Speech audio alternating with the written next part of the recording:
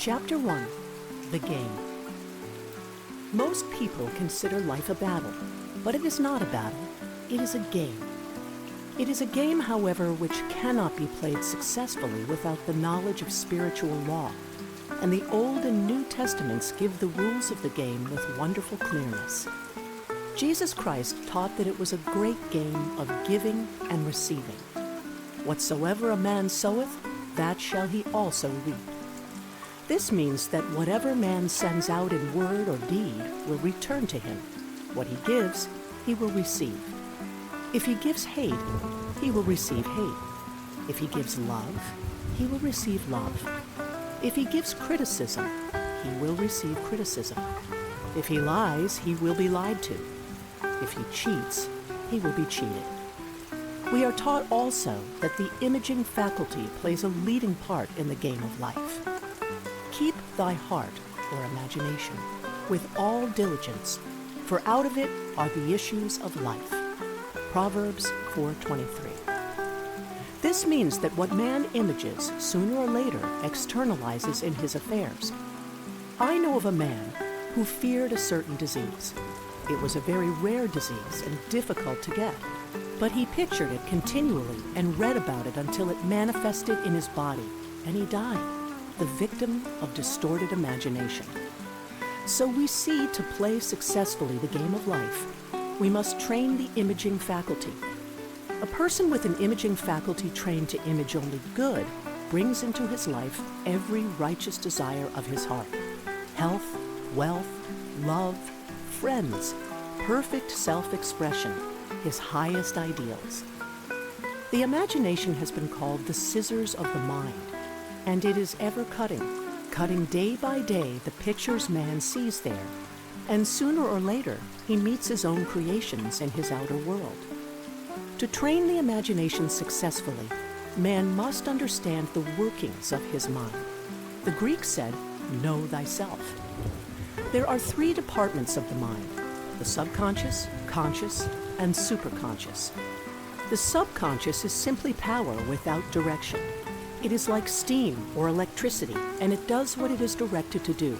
It has no power of induction. Whatever man feels deeply or images clearly is impressed upon the subconscious mind and carried out in minutest detail. For example, a woman I know, when a child, always made believe she was a widow. She dressed up in black clothes and wore a long black veil, and people thought she was very clever and amusing. She grew up and married a man with whom she was deeply in love. In a short time, he died, and she wore black and a sweeping veil for many years. The picture of herself as a widow was impressed upon the subconscious mind, and in due time worked itself out, regardless of the havoc created. The conscious mind has been called mortal or carnal mind. It is the human mind and sees life as it appears to be. It sees death, disaster, sickness, poverty, and limitation of every kind, and it impresses the subconscious. The superconscious mind is the God mind within each man, and is the realm of perfect ideas. In it is the perfect pattern spoken of by Plato, the divine design, for there is a divine design for each person. There is a place that you are to fill and no one else can fill, something you are to do which no one else can do. There is a perfect picture of this in the superconscious mind. It usually flashes across the conscious as an unattainable ideal, something too good to be true. In reality, it is man's true destiny or destination flashed to him from the infinite intelligence which is within himself. Many people, however, are in ignorance of their true destinies and are striving for things and situations which do not belong to them and would only bring failure and dissatisfaction if attained. For example, a woman came to me and asked me to speak the word that she would marry a certain man with whom she was very much in love. She called him A.B. I replied that this would be a violation of spiritual law, but that I would speak the word for the right man, the divine selection, the man who belonged to her by divine right. I added, if A.B. is the right man, you can't lose him, and if he isn't, you will receive his equivalent. She saw A.B. frequently, but no headway was made in their friendship. One evening, she called and said, "Do you know, for the last week, A.B. hasn't seemed so wonderful to me." I replied, "Maybe he is not the divine selection. Another man may be the right one." Soon after that, she met another man who fell in love with her at once, and who said she was his ideal. In fact, he said all the things that she had always wished A.B. would say to her. She remarked, "It was quite uncanny." She soon returned his love and lost all interest in A.B. This shows the law of substitution. A right idea was substituted for a wrong one. Therefore, there was no loss or sacrifice involved. Jesus Christ said, "Seek ye first the kingdom of God and his righteousness, and all these things shall be added unto you." And he said the kingdom was within man. The kingdom is the realm of right ideas, or the divine pattern. Jesus Christ taught that man's words played a leading part in the game of life. "By your words ye are justified, and by your words ye are condemned." Many people have brought disaster into their lives through idle words. For example, a woman once asked me why her life was now one of poverty, of limitation. Formerly, she had a home, was surrounded by beautiful things, and had plenty of money. We found she had often tired of the management of her home and had said repeatedly, "I'm sick and tired of things. I wish I lived in a trunk." And she added, "Today I am living in that trunk." She had spoken herself into a trunk. The subconscious mind has no sense of humor, and people often joke themselves into unhappy experiences. For example, a woman who had a great deal of money joked continually about getting ready for the poorhouse. In a few years, she was almost destitute, having impressed the subconscious mind with a picture of lack and limitation. Fortunately, the law works both ways, and a situation of lack may be changed to one of plenty. For example, a woman came to me one hot summer's day for a treatment for prosperity. She was worn out, dejected, and discouraged. She said she possessed just $8 in the world. I said, "Good, we'll bless the $8 and multiply them as Jesus Christ multiplied the loaves and the fishes." For he taught that every man had the power to bless and to multiply, to heal and to prosper. She said, "What shall I do next?" I replied, "Follow intuition. Have you a hunch to do anything or to go anywhere?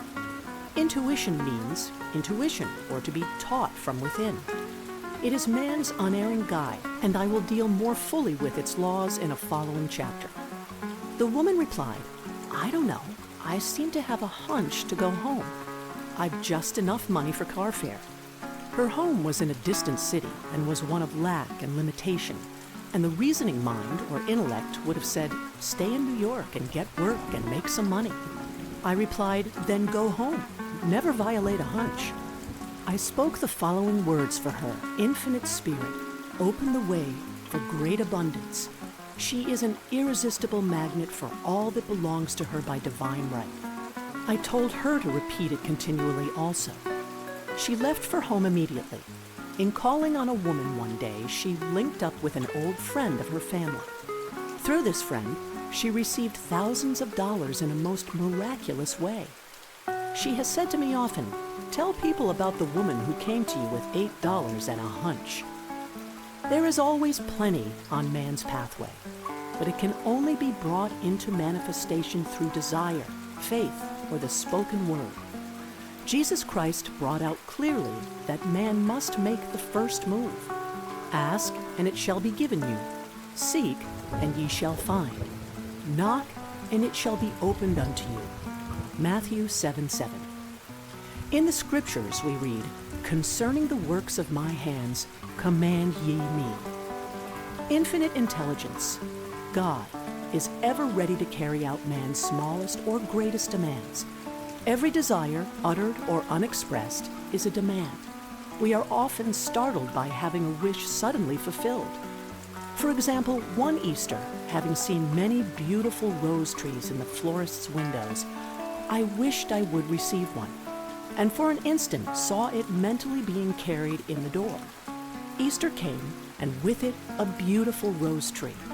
I thanked my friend the following day and told her it was just what I had wanted.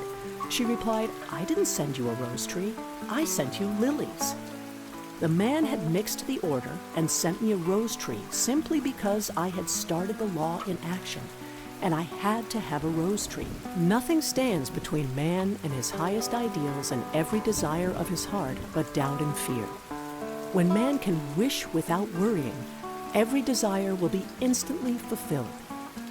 I will explain more fully in a following chapter the scientific reason for this and how fear must be erased from the consciousness. It is man's only enemy: fear of lack, fear of failure, fear of sickness, fear of loss, and a feeling of insecurity on some plane. Jesus Christ said, "Why are ye fearful, O ye of little faith?" Matthew 8:26. So we can see we must substitute faith for fear. For fear is only inverted faith. It is faith in evil instead of good. The object of the game of life is to see clearly one's good and to obliterate all mental pictures of evil. This must be done by impressing the subconscious mind with a realization of good. A very brilliant man who has attained great success told me he had suddenly erased all fear from his consciousness by reading a sign which hung in a room. He saw printed in large letters this statement: "Why worry? It will probably never happen." These words were stamped indelibly upon his subconscious mind, and he has now a firm conviction that only good can come into his life. Therefore, only good can manifest. In the following chapter, I will deal with the different methods of impressing the subconscious mind. It is man's faithful servant, but one must be careful to give it the right orders. Man has ever a silent listener at his side: his subconscious mind. Every thought, every word is impressed upon it and carried out in amazing detail. It is like a singer making a record on the sensitive disc of the phonographic plate. Every note and tone of the singer's voice is registered. If he coughs or hesitates, it is registered also. So let us break all the old bad records in the subconscious mind, the records of our lives which we do not wish to keep, and make new and beautiful ones. Speak these words aloud with power and conviction. I now smash and demolish by my spoken word every untrue record in my subconscious mind. They shall return to the dust heap of their native nothingness, for they came from my own vain imaginings. I now make my perfect records through the Christ within, the records of health, wealth, love, and perfect self-expression. This is the square of life, the game completed. In the following chapters, I will show how man can change his conditions by changing his words. Any man who does not know the power of the word is behind the times. Death and life are in the power of the tongue. Proverbs 18:21. Chapter 2. The Law of Prosperity. Yea, the Almighty shall be thy defense, and thou shalt have plenty of silver. One of the greatest messages given to the race through the Scriptures is that God is man's supply, and that man can release through his spoken word all that belongs to him by divine right. He must, however, have perfect faith in his spoken word. Isaiah said, "My word shall not return unto me void, but shall accomplish that whereunto it is sent." We know now that words and thoughts are a tremendous vibratory force, ever molding man's body and affairs. A woman came to me in great distress and said she was to be sued on the 15th of the month for $3,000. She knew no way of getting the money and was in despair. I told her God was her supply, and that there is a supply for every demand. So I spoke the word. I gave thanks that the woman would receive $3,000 at the right time in the right way. I told her she must have perfect faith and act her perfect faith. The 15th came, but no money had materialized. She called me on the phone and asked what she was to do. I replied, "It is Saturday, so they won't sue you today. Your part is to act rich, thereby showing perfect faith that you will receive it by Monday." She asked me to lunch with her to keep up her courage. When I joined her at the restaurant, I said, "This is no time to economize. Order an expensive luncheon. Act as if you have already received the $3,000. All things whatsoever ye ask in prayer, believing ye shall receive." You must act as if you had already received. The next morning, she called me on the phone and asked me to stay with her during the day. I said, "No, you are divinely protected and God is never too late." In the evening, she phoned again, greatly excited, and said, "My dear, a miracle has happened. I was sitting in my room this morning when the doorbell rang. I said to the maid, 'Don't let anyone in.' The maid, however, looked out the window and said, 'It's your cousin with the long white beard.' So I said, 'Call him back. I would like to see him.' He was just turning the corner when he heard the maid's voice, and he came back. He talked for about an hour, and just as he was leaving, he said, 'Oh, by the way, how are finances?' I told him I needed the money, and he said, 'Why, my dear, I will give you $3,000 the first of the month.' I didn't like to tell him I was going to be sued. What shall I do? I won't receive it till the first of the month, and I must have it tomorrow. I said, 'I'll keep on trading.' I said, 'Spirit is never too late. I give thanks she has received the money on the invisible plane and that it manifests on time.' The next morning, her cousin called her up and said, 'Come to my office this morning and I will give you the money.' That afternoon, she had $3,000 to her credit in the bank and wrote checks as rapidly as her excitement would permit. If one asks for success and prepares for failure, he will get the situation he has prepared for. For example, a man came to me asking me to speak the word that a certain debt would be wiped out. I found he spent his time planning what he would say to the man when he did not pay his bill, thereby neutralizing my words. He should have seen himself paying the debt. We have a wonderful illustration of this in the Bible relating to the 3 kings who were in the desert without water for their men and horses. They consulted the prophet Elisha, who gave them this astonishing message. "Thus saith the Lord, Ye shall not see wind, neither shall ye see rain, yet make this valley full of ditches." Man must prepare for the thing he has asked for, when there isn't the slightest sign of it in sight. For example, a woman found it necessary to look for an apartment during the year when there was a great shortage of apartments in New York. It was considered almost an impossibility, and her friends were sorry for her and said, "Isn't it too bad you'll have to store your furniture and live in a hotel?" She replied, "You needn't feel sorry for me. I'm a Superman, and I'll get an apartment." She spoke the words, "Infinite Spirit, open the way for the right apartment." She knew there was a supply for every demand, and that she was unconditioned working on the spiritual plane, and that one with God is a majority. She had contemplated buying new blankets when the tempter, the adverse thought or reasoning mind, suggested, "Don't buy the blankets. Perhaps after all you won't get an apartment and you will have no use for them." She promptly replied to herself, "I'll dig my ditches by buying the blankets." So she prepared for the apartment, acted as though she already had it. She found one in a miraculous way, and it was given to her, although there were over 200 other applicants. The blankets showed active faith. It is needless to say that the ditches dug by the 3 kings in the desert were filled to overflowing. Read 2 Kings. Getting into the spiritual swing of things is no easy matter for the average person. The adverse thoughts of doubt and fear surge from the subconscious. They are the army of the aliens, which must be put to flight. This explains why it is so often darkest before the dawn. A big demonstration is usually preceded by tormenting thoughts. Having made a statement of high spiritual truth, one challenges the old beliefs in the subconscious, and error is exposed to be put out. This is the time when one must make his affirmations of truth repeatedly and rejoice and give thanks that he has already received. "Before ye call, I shall answer." This means that every good and perfect gift is already man's awaiting his recognition.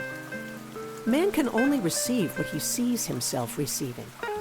The children of Israel were told that they could have all the land they could see. This is true of every man. He has only the land within his own mental vision.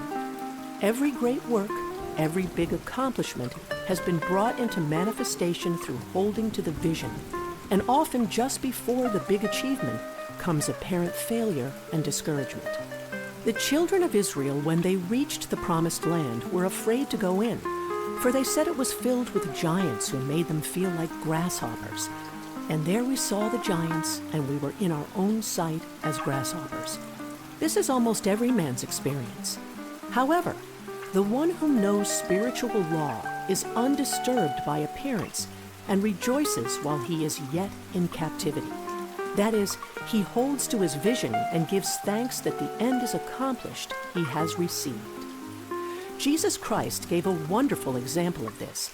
He said to his disciples, "Say not ye, there are yet 4 months, and then cometh the harvest? Behold, I say unto you, lift up your eyes and look on the fields, for they are ripe already to harvest." His clear vision pierced the world of matter, and he saw clearly the fourth dimensional world, things as they really are, perfect and complete in divine mind. So man must ever hold the vision of his journey's end and demand the manifestation of that which he has already received. It may be his perfect health, love, supply, self-expression, home, or friends. They are all finished and perfect ideas registered in divine mind, man's own superconscious mind, and must come through him, not to him. For example, a man came to me asking for treatments for success. It was imperative that he raise within a certain time $50,000 for his business. The time limit was almost up when he came to me in despair. No one wanted to invest in his enterprise, and the bank had flatly refused a loan.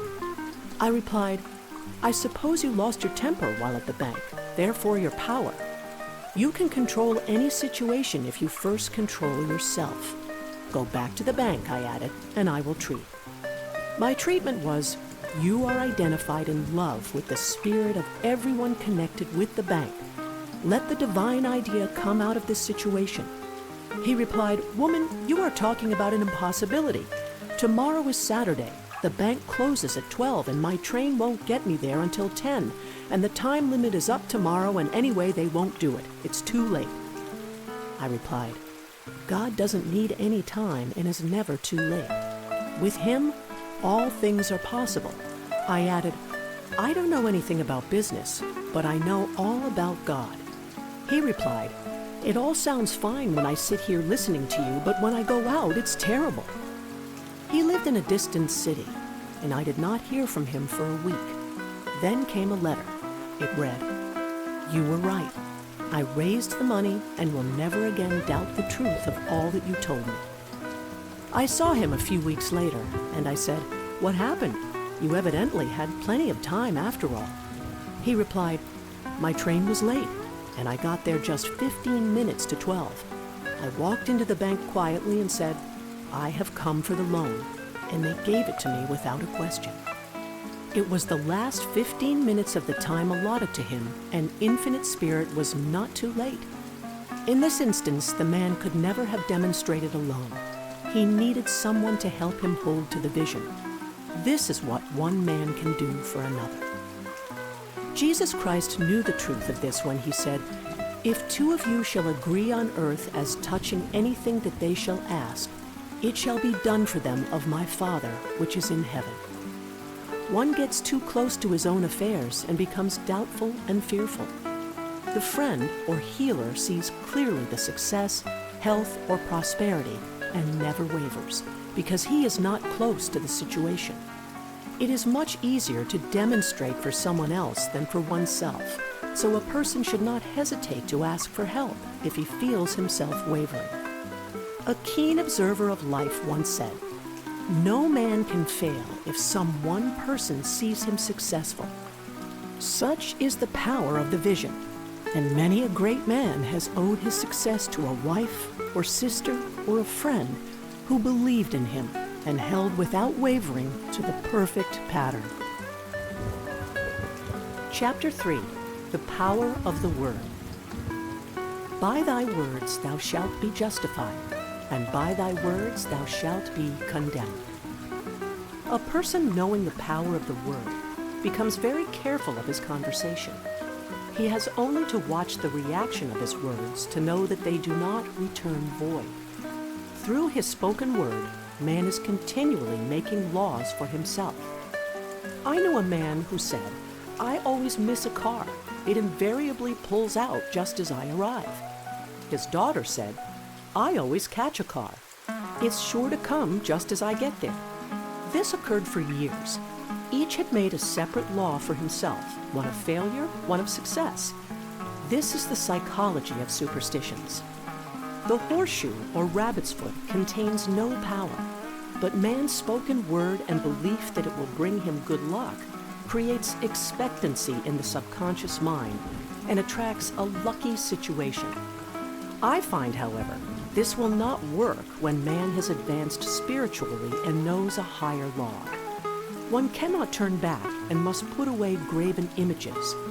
For example, 2 men in my class had had great success in business for several months when suddenly everything went to smash.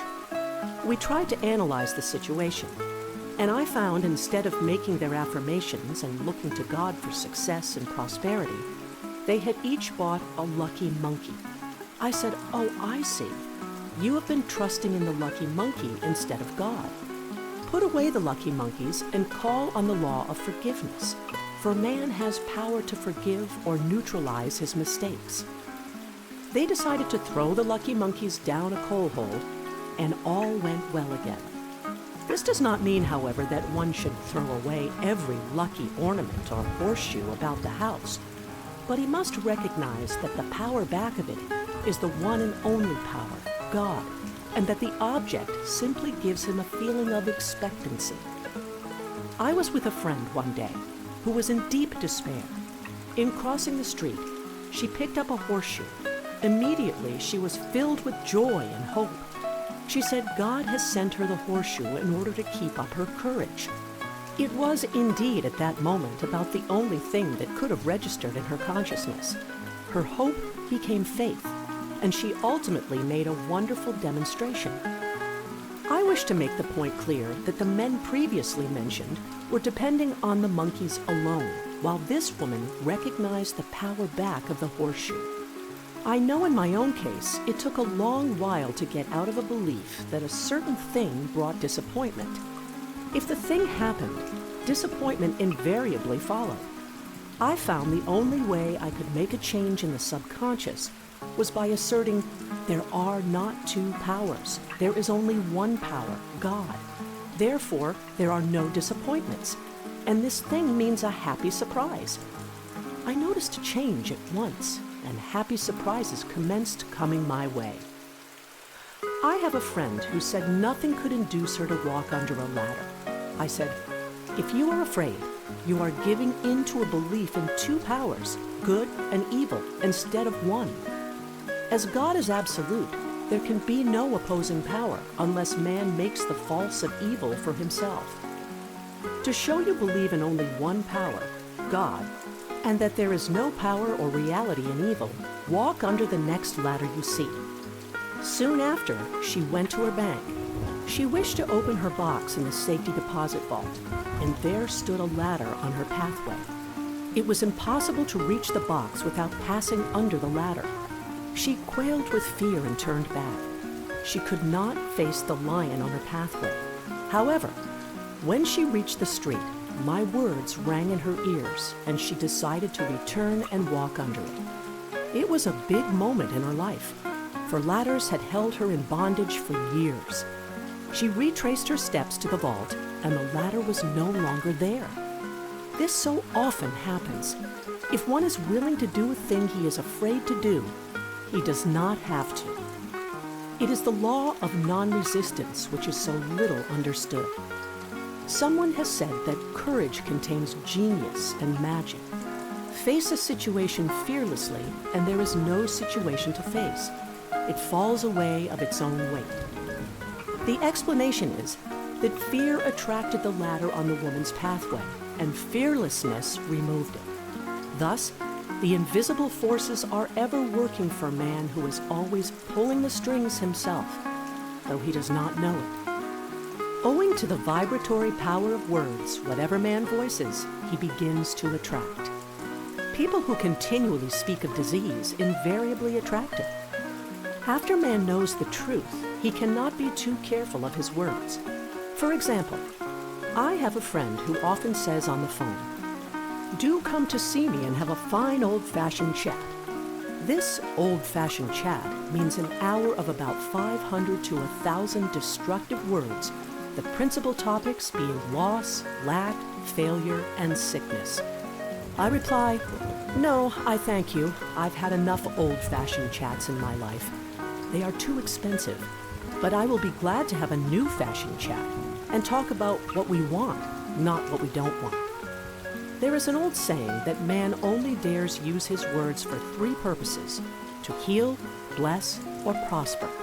What man says of others will be said of him, and what he wishes for another, he is wishing for himself. Curses, like chickens, come home to roost.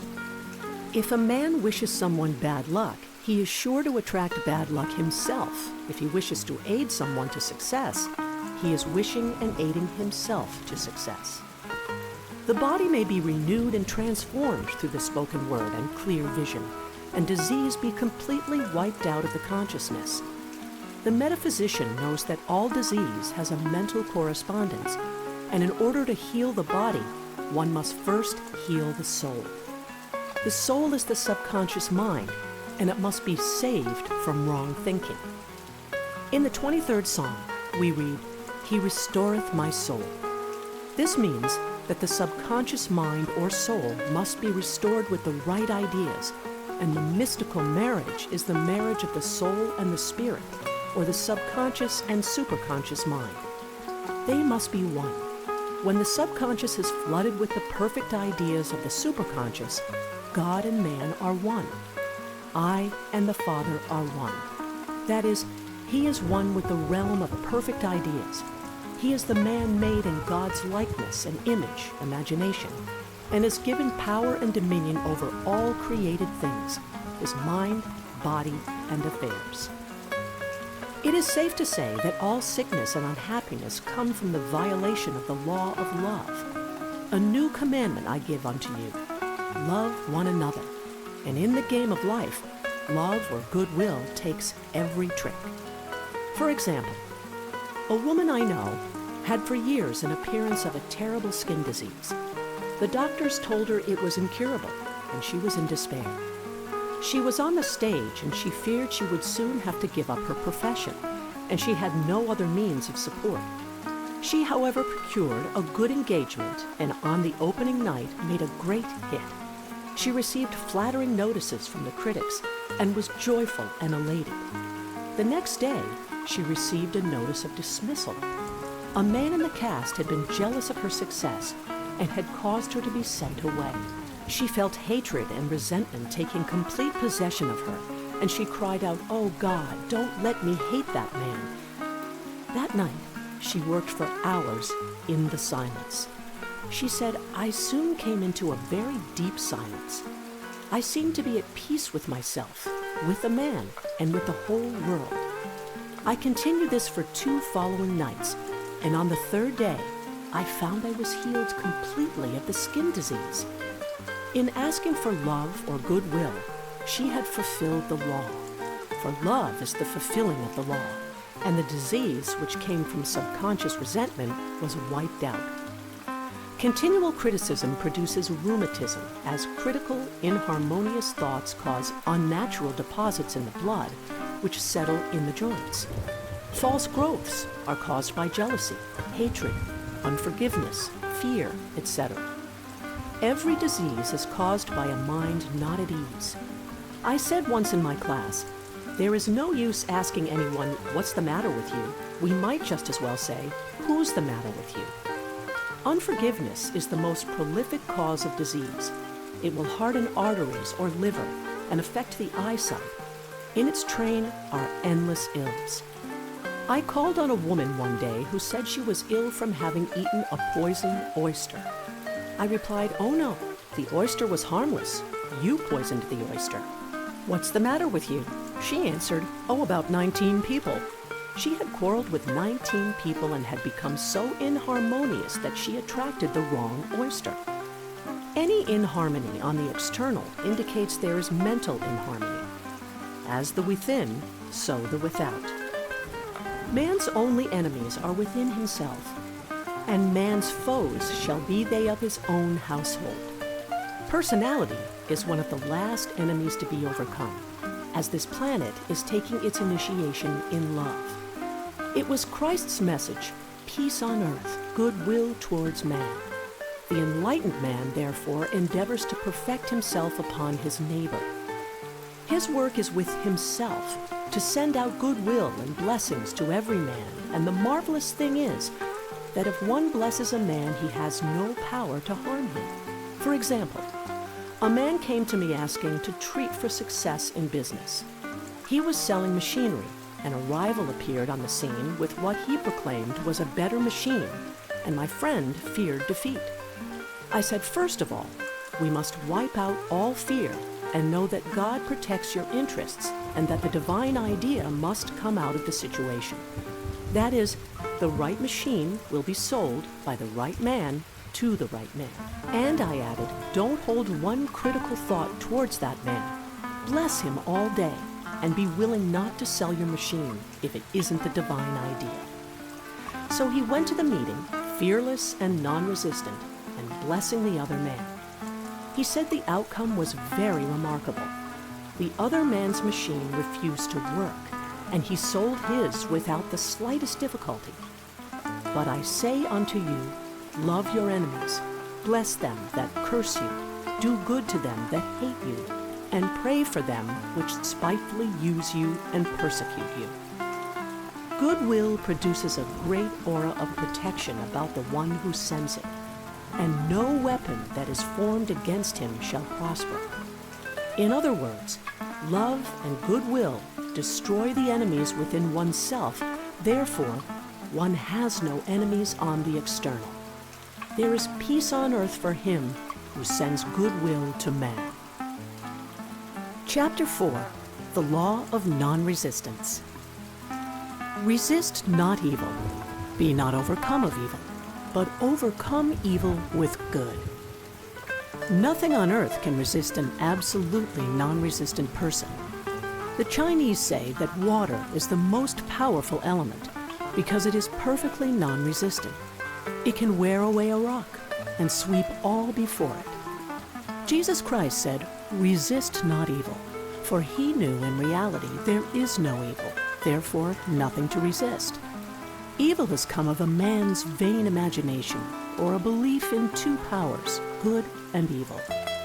There is an old legend that Adam and Eve ate of Maya, the tree of illusion, and saw two powers instead of one power, God. Therefore, evil is a false law man has made for himself through psychoma or soul sleep. Soul sleep means that man's soul has been hypnotized by the race belief of sin, sickness, and death, etc., which is carnal or mortal thought, and his affairs have outpictured his illusions. We have read in a preceding chapter that man's soul is his subconscious mind, and whatever he feels deeply, good or bad, is outpictured by that faithful servant. His body and affairs show forth what he has been picturing. The sick man has pictured sickness, the poor man, poverty, the rich man, wealth. People often say, why does a little child attract illness when it is too young even to know what it means? I answer that children are sensitive and receptive to the thoughts of others about them, and often outpicture the fears of their parents. I heard a metaphysician once say, if you do not run your subconscious mind yourself, someone else will run it for you. Mothers often unconsciously attract illness and disaster to their children by continually holding them in thoughts of fear and watching for symptoms. For example, a friend asked a woman if her little girl had had the measles. She replied promptly, not yet. This implied that she was expecting the illness and therefore preparing the way for what she did not want for herself and child.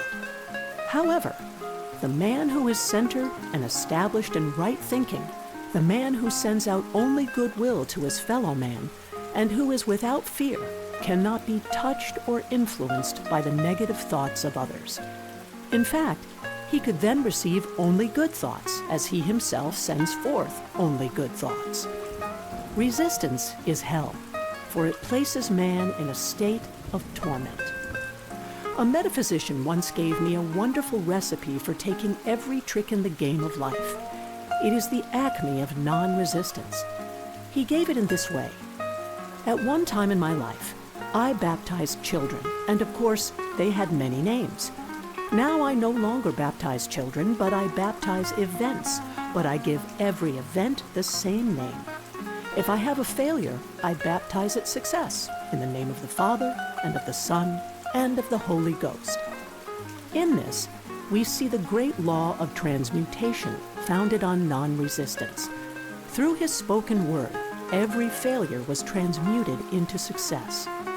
For example, a woman who required money and who knew the spiritual law of opulence was thrown continually in a business way with a man who made her feel very poor. He talked lack and limitation, and she commenced to catch his poverty thoughts, so she disliked him and blamed him for her failure. She knew in order to demonstrate her supply, she must first feel that she had received. A feeling of opulence must precede its manifestation. It dawned upon her one day that she was resisting the situation and seeing two powers instead of one. So she blessed the man and baptized the situation success. She affirmed, "As there is only one power, God, this man is here for my good and my prosperity." Just what he did not seem to be there for. Soon after that, she met, through this man, a woman who gave her for a service rendered several $1,000s, and the man moved to a distant city and faded harmoniously from her life. Make the statement, "Every man is a golden link in the chain of my good." For all men are God in manifestation, awaiting the opportunity given by man himself to serve the divine plan of his life. Bless your enemy, and you rob him of his ammunition. His arrows will be transmuted into blessings. This law is true of nations as well as individuals. Bless a nation, send love and goodwill to every inhabitant, and it is robbed of its power to harm. Man can only get the right idea of non-resistance through spiritual understanding. My students have often said, "I don't want to be a doormat." I reply, when you use non-resistance with wisdom, no one will ever be able to walk over you. Another example. One day I was impatiently awaiting an important telephone call. I resisted every call that came in and made no outgoing calls myself, reasoning that it might interfere with the one I was awaiting. Instead of saying, "Divine ideas never conflict, the call will come at the right time," leaving it to infinite intelligence to arrange, I commenced to manage things myself. I made the battle mine, not God's, and remained tense and anxious. The bell did not ring for about an hour, and I glanced at the phone and found the receiver had been off that length of time and the phone was disconnected. My anxiety, fear, and belief in interference had brought on a total eclipse of the telephone. Realizing what I had done, I commenced blessing the situation at once. I baptized it success and affirmed, "I cannot lose any call that belongs to me by divine right. I am under grace and not under law." A friend rushed out to the nearest telephone to notify the company to reconnect. She entered a crowded grocery, but the proprietor left his customers and attended to the call himself. My phone was connected at once, and 2 minutes later, I received a very important call, and about an hour afterward, the one I had been awaiting. Once ships come in over a calm sea. So long as man resists a situation, he will have it with him. If he runs away from it, it will run after him. For example, I repeated this to a woman one day, and she replied, "How true that is." I was unhappy at home. I disliked my mother, who was critical and domineering. So I ran away and was married. But I married my mother, for my husband was exactly like my mother, and I had the same situation to face again. Agree with thine adversary quickly. That means agree that the adverse situation is good. Be undisturbed by it, and it falls away of its own weight. None of these things move me is a wonderful affirmation. The inharmonious situation comes from some inharmony within man himself. When there is in him no emotional response to an inharmonious situation, it fades away forever from his pathway. So we see man's work is ever with himself. People have said to me, give treatments to change my husband or my brother. I reply, no, I will give treatments to change you. When you change, your husband and your brother will change. One of my students was in the habit of lying. I told her it was a failure method, and if she lied, she would be lied to. She replied, I don't care. I can't possibly get along without lying. One day, she was speaking on the phone to a man with whom she was very much in love. She turned to me and said, I don't trust him. I know he's lying to me. I replied, well, you lie yourself, so someone has to lie to you, and you will be sure it will be just the person you want the truth from. Sometime after that, I saw her, and she said, I'm cured of lying. I questioned, what cured you? She replied, I have been living with a woman who lied worse than I did. One is often cured of his faults by seeing them in others. Life is a mirror, and we find only ourselves reflected in our associates. Living in the past is a failure method and a violation of spiritual law. Jesus Christ said, behold, now is the accepted time. Now is the day of salvation.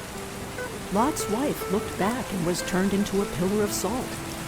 The robbers of time are the past and the future. Man should bless the past and forget it if it keeps him in bondage, and bless the future, knowing it has in store for him endless joys, but live fully in the now. For example, a woman came to me complaining that she had no money with which to buy Christmas gifts. She said, last year was so different. I had plenty of money and gave lovely presents, and this year I have scarcely a cent. I replied, you will never demonstrate money while you are pathetic and live in the past. Live fully in the now and get ready to give Christmas presents. Dig your ditches and the money will come. She exclaimed, I know what to do. I will buy some tinsel twine, Christmas seals, and wrapping paper. I replied, do that, and the presents will come and stick themselves to the Christmas seals. This, too, was showing financial fearlessness and faith in God. As the reasoning mind said, keep every cent you have, as you are not sure you will get any more. She bought the seals, paper, and twine, and a few days before Christmas received a gift of several $100s. Buying the seals and twine had impressed the subconscious with expectancy and opened the way for the manifestation of the money. She purchased all the presents in plenty of time. Man must live suspended in the moment. Look well, therefore, to this day. Such is the salutation of the dawn. He must be spiritually alert, ever awaiting his leads, taking advantage of every opportunity. One day, I said continually, silently, Infinite Spirit, don't let me miss a trick.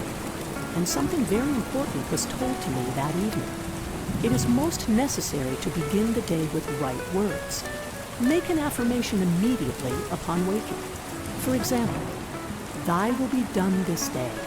Today is a day of completion. I give thanks for this perfect day. Miracle shall follow miracle, and wonders shall never cease. Make this a habit, and one will see wonders and miracles come into life. One morning, I picked up a book and read, Look with wonder at that which is before you. It seemed to be my message for the day, so I repeated again and again, Look with wonder at that which is before you. At about noon, a large sum of money was given me, which I had been desiring for a certain purpose. In a following chapter, I will give affirmations that I have found most effective. However, One should never use an affirmation unless it is absolutely satisfying and convincing to his own consciousness. And often, an affirmative is changed to suit different people. For example, the following has brought success to many. I have a wonderful work in a wonderful way. I give wonderful service for wonderful pay. I gave the first two lines to one of my students, and she added the last two. It made a most powerful statement, as there should always be perfect payment for perfect service, and a rhyme sinks easily into the subconscious. She went about singing it aloud and soon did receive wonderful work in a wonderful way and gave wonderful service for wonderful pay. Another student, a businessman, took it and changed the word work to business. He repeated, I have a wonderful business in a wonderful way, and I give wonderful service for wonderful pay. That afternoon, he made a $41,000 deal, though there had been no activity in his affairs for months. Every affirmation must be carefully worded and completely cover the ground. For example, I knew a woman who was in great need and made a demand for work. She received a great deal of work, but was never paid anything. She now knows to add wonderful service for wonderful pay. It is man's divine right to have plenty, more than enough. His barns should be full, and his cup should flow over. This is God's idea for man, and when man breaks down the barriers of lack in his own consciousness, the golden age will be his, and every righteous desire of his heart fulfilled. Chapter 5, the law of karma and the law of forgiveness. Man receives only that which he gives. The game of life is a game of boomerangs. Man's thoughts, deeds, and words return to him sooner or later with astounding accuracy. This is the law of karma, which is Sanskrit for comeback. Whatsoever a man soweth, that shall he also reap. For example, a friend told me this story of herself, illustrating the law. She said, I make all my karma on my aunt. Whatever I say to her, someone says to me. I am often irritable at home, and one day said to my aunt, who was talking to me during dinner, no more talk, I wish to eat in peace. The following day, I was lunching with a woman with whom I wished to make a great impression. I was talking animatedly when she said, no more talk, I wish to eat in peace. My friend is high in consciousness, so her karma returns much more quickly than to one on the mental plane. The more man knows, the more he is responsible for, and a person with a knowledge of spiritual law, which he does not practice, suffers greatly in consequence. The fear of the Lord, law, is the beginning of wisdom. If we read the word Lord, law, it will make many passages in the Bible much clearer. Vengeance is mine, I will repay, saith the Lord, law.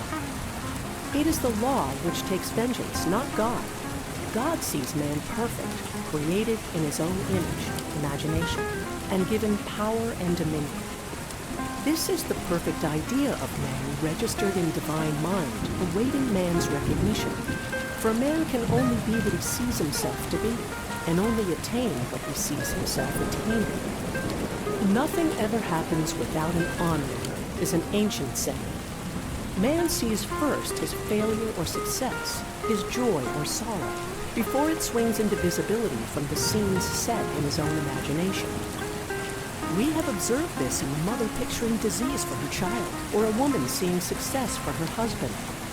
Jesus Christ said, and ye shall know the truth, and the truth shall make you free. So we see freedom from all unhappy conditions comes through knowledge, a knowledge of spiritual law.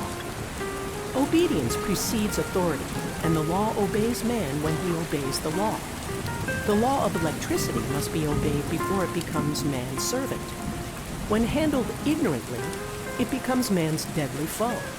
So with the laws of mind. For example, a woman with a strong personal will wished she owned a house which belonged to an acquaintance, and she often made mental pictures of herself living in the house. In the course of time, The man died, and she moved into the house. Several years afterwards, coming into the knowledge of spiritual law, she said to me, "Do you think I had anything to do with that man's death?" I replied, "Yes, your desire was so strong, everything made way for it. But you paid your karmic debt. Your husband, whom you loved devotedly, died soon after, and the house was a white elephant on your hands for years." The original owner, however, could not have been affected by her thoughts had he been positive in the truth, nor her husband, that they were both under karmic law. The woman should have said, feeling the great desire for the house, "Infinite intelligence, give me the right house, equally as charming as this, the house which is mine by divine right." The divine selection would have given perfect satisfaction and brought good to all. The divine pattern is the only safe pattern to work by. Desire is a tremendous force and must be directed in the right channels or chaos ensues. In demonstrating, the most important step is the first step to ask a right. Man should always demand only that which is his by divine right. To go back to the illustration, had the woman taken this attitude, "If this house I desire is mine, I cannot lose it. If it is not, give me its equivalent," the man might have decided to move out harmoniously, had it been the divine selection for her, or another house would have been substituted. Anything forced into manifestation through personal will is always ill-got and has ever bad success. Man is admonished, "My will be done, not thine," and the curious thing is, man always gets just what he desires when he does relinquish personal will, thereby enabling infinite intelligence to work through him. Stand ye still and see the salvation of the Lord. Law. For example, a woman came to me in great distress. Her daughter had determined to take a very hazardous trip, and the mother was filled with fear. She said she had used every argument, had pointed out the dangers to be encountered, and forbidden her to go. But the daughter became more and more rebellious and determined. I said to the mother, "You are forcing your personal will upon your daughter, which you have no right to do, and your fear of the trip is only attracting it, for man attracts what he fears." I added, "Let go and take your mental hands off. Put it in God's hands and use this statement. I put this situation in the hands of infinite love and wisdom. If this trip is the divine plan, I bless it and no longer resist. But if it is not divinely planned, I give thanks that it is now dissolved and dissipated." A day or two after that, her daughter said to her, "Mother, I have given up the trip," and the situation returned to its native nothingness. It is learning to stand still which seems so difficult for man. I will deal more fully with this law in the chapter on non-resistance. I will give another example of sowing and reaping, which came in the most curious way. A woman came to me saying she had received a counterfeit $20 bill given to her at the bank. She was much disturbed, for she said the people at the bank will never acknowledge their mistake. I replied, "Let's analyze the situation and find out why you attracted it." She thought a few moments and exclaimed, "I know it. I sent a friend a lot of stage money just for a joke." So the law had sent her some stage money, for it doesn't know anything about jokes. I said, "Now we will call on the law of forgiveness and neutralize the situation." Christianity is founded upon the law of forgiveness. Christ has redeemed us from the curse of the karmic law, and the Christ within each man is his redeemer and salvation from all inharmonious conditions. So I said, "Infinite Spirit, we call on the law of forgiveness and give thanks that she is under grace and not under law, and cannot lose this $20, which is hers by divine right. Now," I said, "go back to the bank and tell them fearlessly that it was given you there by mistake." She obeyed, and to her surprise, they apologized and gave her another bill, treating her most courteously. So knowledge of the law gives man power to rub out his mistakes. Man cannot force the external to be what he is not. If he desires riches, he must be rich first in consciousness. For example, a woman came to me asking treatment for prosperity. She did not take much interest in her household affairs, and her home was in great disorder. I said to her, "If you wish to be rich, you must be orderly. All men with great wealth are orderly, and order is heaven's first law." I added, "You will never become rich with a burnt match in the pincushion." She had a good sense of humor and commenced immediately, putting her house in order. She rearranged furniture, straightened out bureau drawers, cleaned rugs, and soon made a big financial demonstration, a gift from a relative. The woman herself became made over and keeps herself keyed up financially by being ever watchful of the external and expecting prosperity, knowing God is her supply. Many people are in ignorance of the fact that gifts and things are investments, and that hoarding and saving invariably leads to loss. There is that scattereth and yet increaseth, and there is that withholdeth more than is meet, but it tendeth to poverty. For example, I knew a man who wanted to buy a fur-lined overcoat. He and his wife went to various shops, but there was none he wanted. He said they were all too cheap looking. At last he was shown one. The salesman said was valued at $1,000, but which the manager would sell him for $500 as it was late in the season. His financial possessions amounted to about $700. The reasoning mind would have said, "You can't afford to spend nearly all you have on a coat." But he was very intuitive and never reasoned.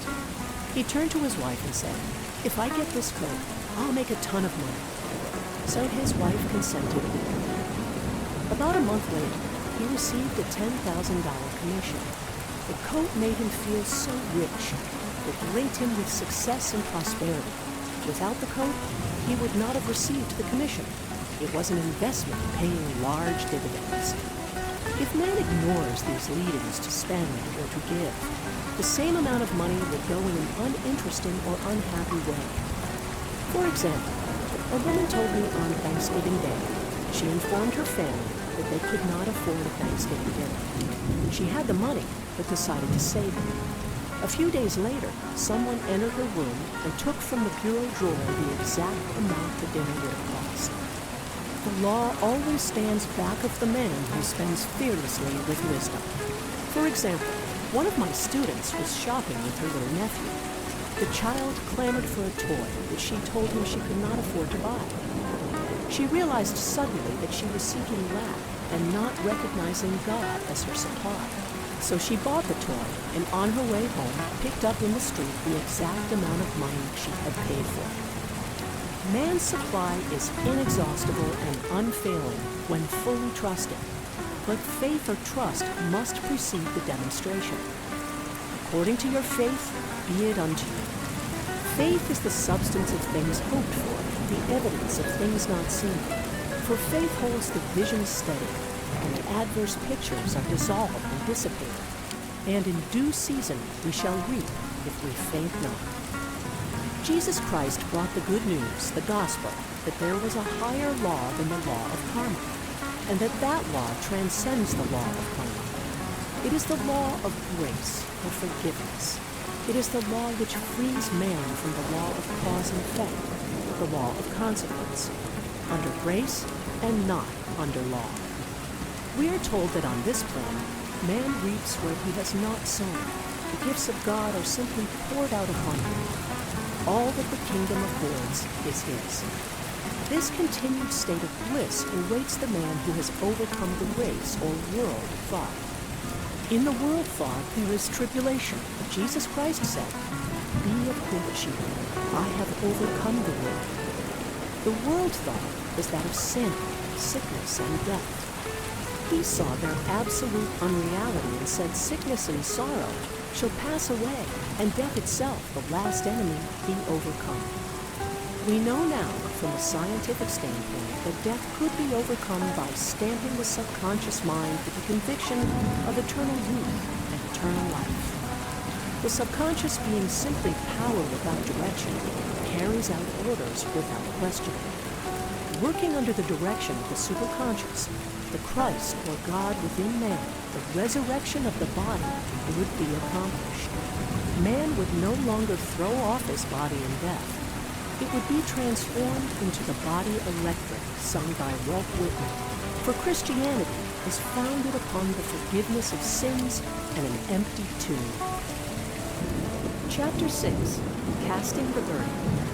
Impressing the subconscious.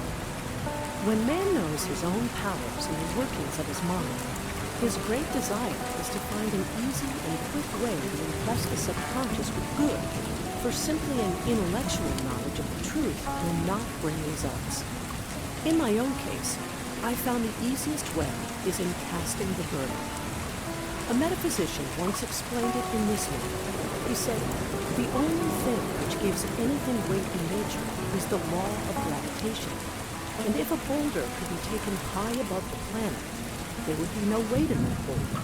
And that is what Jesus Christ meant when he said, "My yoke is easy and my burden is light." He had overcome the world vibration and functioned in the fourth dimensional realm, where there is only perfection, completion, life, and joy. He said, "Come to me, all ye that labor and are heavy laden, and I will give you rest. Take my yoke upon you, for my yoke is easy and my burden is light." We are also told in the 55th Psalm to cast thy burden upon the Lord. Many passages in the Bible state that the battle is God's, not man's, and that man is always to stand still and see the salvation of the Lord. This indicates that the superconscious mind, or Christ within, is the department which fights man's battle and relieves him of burdens. We see, therefore, that man violates law if he carries a burden. And a burden is an adverse thought or condition, and this thought or condition has its root in the subconscious. It seems almost impossible to make any headway directing the subconscious from the conscious or reasoning mind, as the reasoning mind, the intellect, is limited in its conceptions and filled with doubts and fears. How scientific it then is to cast the burden upon the superconscious mind, or Christ within, where it is made light or dissolved into its native nothingness. For example, a woman in urgent need of money made light upon the Christ within, the superconscious, with the statement, "I cast this burden of lack onto Christ within, and I go free to have plenty." The belief in lack was her burden. As she cast it upon the superconscious with its belief of plenty, an avalanche of supply was the result. We read, "The Christ in you, the hope of glory." Another example. One of my students had been given a new piano, and there was no room in her studio for it until she had moved out the old one. She was in a state of perplexity. She wanted to keep the old piano, but knew